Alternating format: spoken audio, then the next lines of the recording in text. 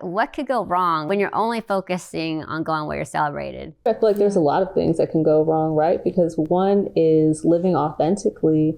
If I'm only living for claps, that means I'm essentially performing. And if I'm performing, then I'm not in a state of being. And if I'm not in a state of being, then what am I? What am I doing? You know, because I believe that everything flows from just being who we are, operating, you know, within our giftings and whatever that looks like, whether it be quirky or awkward or weird or funny or, you know, bold. I mean, there's so many different aspects, but when I'm focused on just getting the applause, I think I live for the applause. And then what happens when I don't get the applause? What does that do to my self-esteem? I think there's actually a lot of dangers with it.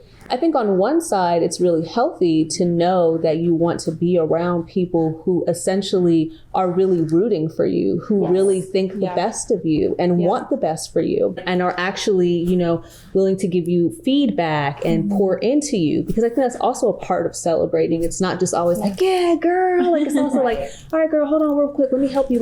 Let's adjust this real fast so you can be your best self. And so I think when there's a lack of authenticity, I think you also have to question those relationships and those connections, because what do you pour into me? Is it the need to keep up with the Joneses? Is it competition between us? I mean, there's so many different things that I think come into play here.